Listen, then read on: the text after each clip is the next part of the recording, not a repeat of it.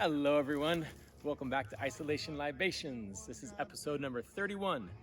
I am Joey Joyce, I'm your bartender, and we make cocktails every weeknight to support the music of one Mr. Brian Chartrand on his Happy Half Hour Live on facebook.com/Brian Chartrand Music.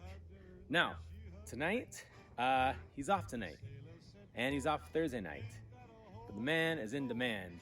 He's a talented musician. He's got to spread the love a little bit.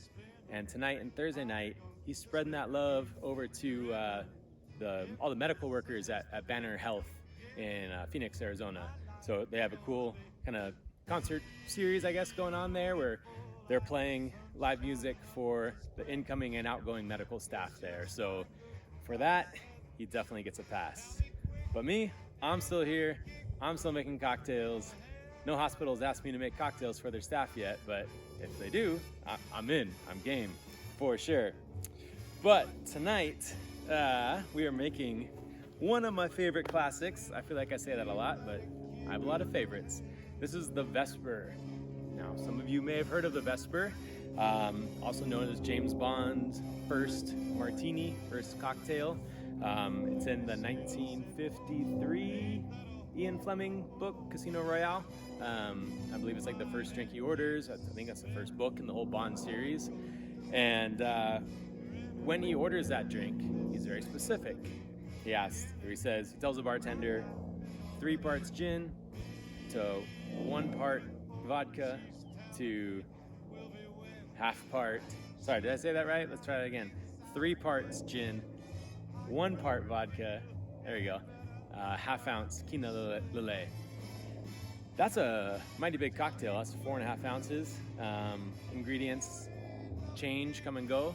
And of course, famously, he asked for it to be shaken, not stirred.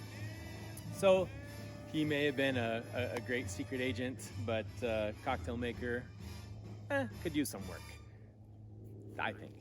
But so this is a cocktail that allows flexibility. You can make it that very true to how he described it, even though maybe like the quina lillet, you can't really find the true equivalent of that anymore. But you can make it that way, you can shake it, that's cool. I rather look at it as more of a blueprint to make our own cocktail that, to my way of thinking, tastes a little bit better. Maybe it just suits my palate more, and that's cool. But it is one you can definitely play with the proportions, the ingredients, the types of gin, the types of vodka. We'll be using Coca Americano instead of Lillet. From everything I hear, this is a little bit closer to what the Quina Lillet would have been back in James Bond days in '53. A little bit more bitter. The Lillet you can get now is still a nice product.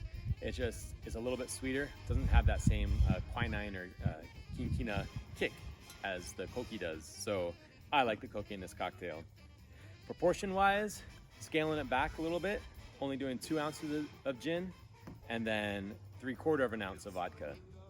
I've messed with this proportion many times, done it with different gins and vodkas.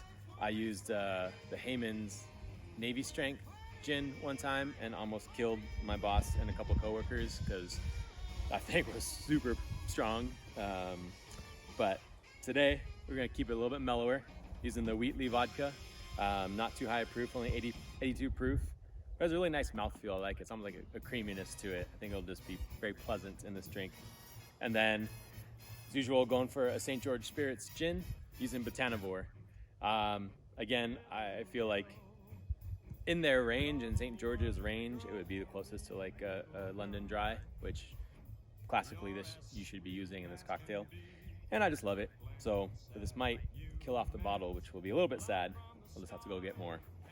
And again, James Bond says shaken. I disagree. I say stirred. This is a pretty delicate drink. If you stir it, it has a silkier mouthfeel. It just goes down easier. If you shake it too much, a little frothy, ice crystals, maybe over dilution. So stirred, to me, is definitely the way to go. So, with that being said, let's make this cocktail. So, the Coca Americano, a half ounce. I will sometimes make it with more than a half ounce. Depends on who I'm making it for, or even just the mood. But for tonight, I'm go ½ ounce. Then for the Wheatley vodka, 3/4 of an ounce. I was debating on doing 1 ounce, but I think 3/4 is gonna be right for this. That's because the St. George Botanivore is not like, it's not gonna smash your face gin. It's a little, I don't want to say subtle, it's not an aggressive, super high proof Navy strength gin. So you don't need to have too much vodka. You don't want to tamp down the nice flavors in here too much. So 2 ounces of the St. George Botanivore. Ooh, on the dot. Look at that. Perfect. Mwah. Thank you, my friend. There's still more terroir in the house, so I can always drink that. All right, now we're just gonna add some ice.